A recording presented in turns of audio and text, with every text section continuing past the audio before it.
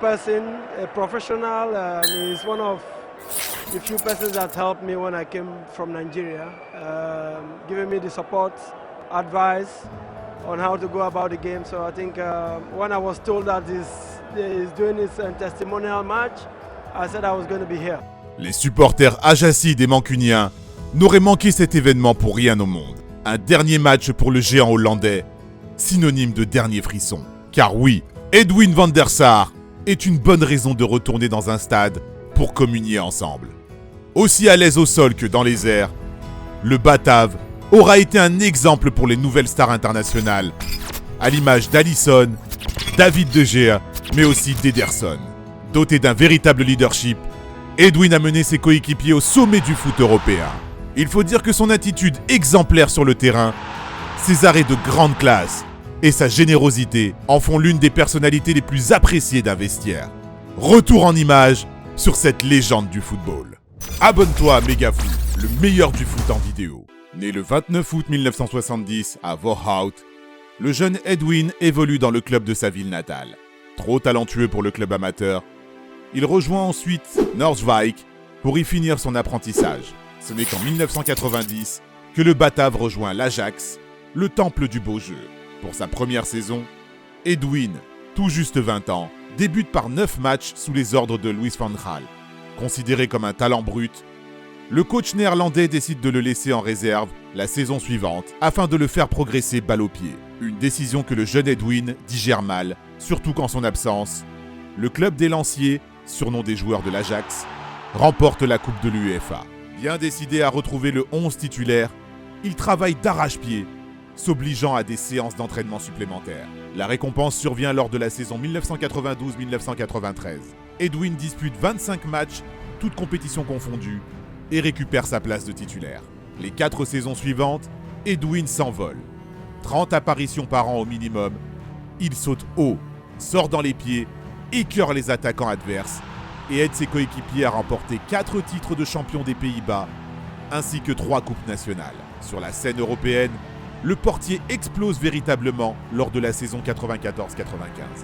À tout juste 25 ans, il repousse les assauts des Milanais en finale de Ligue des Champions, donnant la permission à Frank Rijkaard, Clarence Seedorf et Edgar Davids de soulever la coupe aux grandes oreilles.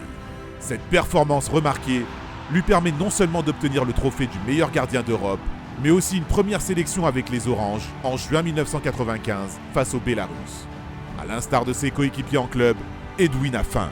Les mois suivant la victoire en C1, il continue de dévorer l'Europe, obtenant une Super Coupe d'Europe, puis une Coupe intercontinentale. Le printemps 96 est plus terne. L'Ajax, finaliste de la C1, perd en prolongation 4 tirs au but à 2 face à la Juventus. Un parcours qui n'a pas échappé aux émissaires de la vieille dame. Le club turinois décide d'attendre la fin du contrat liant Edwin avec les Lanciers avant de faire une offre. Une attitude payante pour la vieille dame qui l'arrache dès l'été 1999 à ses concurrents européens. Un nouveau challenge attend Edwin, et pas des moindres, celui de premier gardien étranger à garder les buts transalpins. Pour les supporters ajacides, leur déception est aussi grande que leur reconnaissance. Fidèle au poste pendant 9 saisons, le Néerlandais aura donné beaucoup de joie aux spectateurs de l'Amsterdam Arena.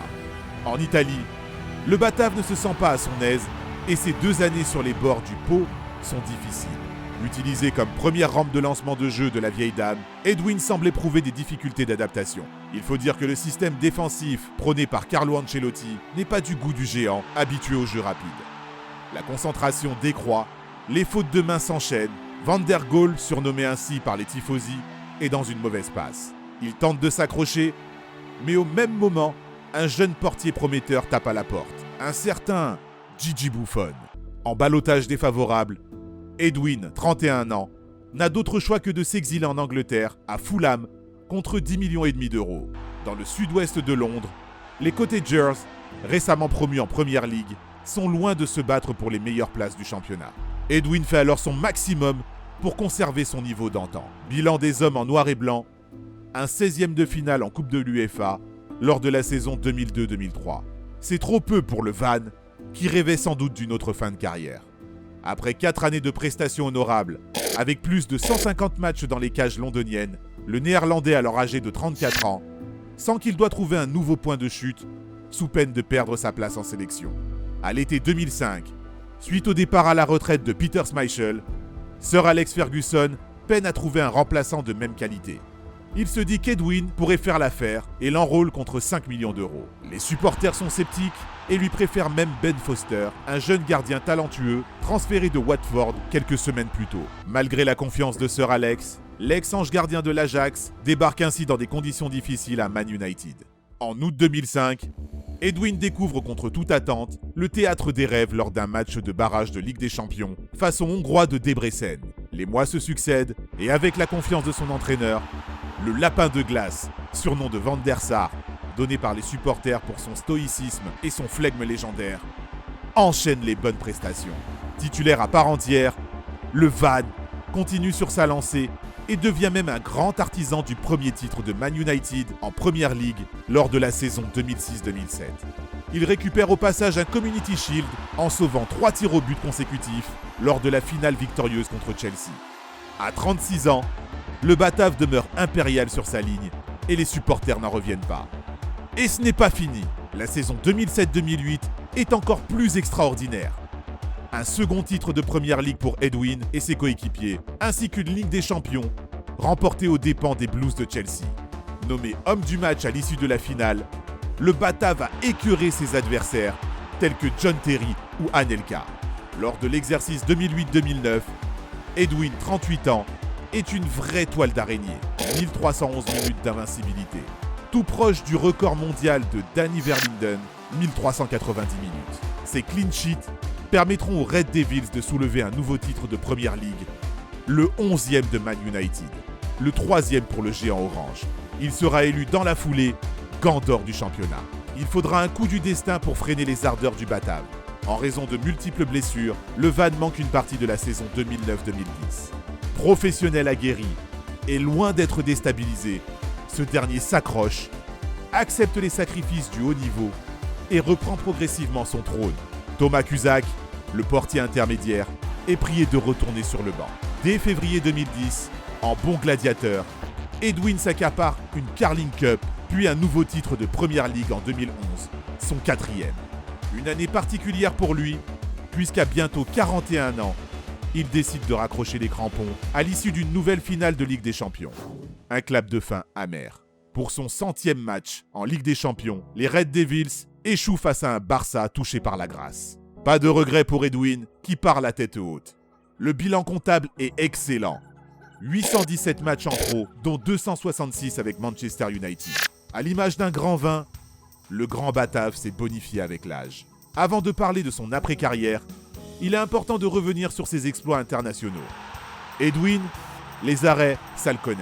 Le Van est le 2e joueur le plus capé de l'histoire des Oranges, avec 130 sélections, 4 participations à l'Euro, ainsi que 2 Coupes du Monde. Lors de l'Euro 2000, malgré quelques blessures qui l'empêchent de jouer tous les matchs, il ne concède qu'un seul but dans toute la compétition, avec en prime une place en demi-finale. 4 ans plus tard, le Hollandais volant arrête un pénalty contre la Suède en quart de finale.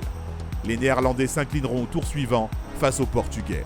En 2006, pour la Coupe du Monde, le Van fait le boulot.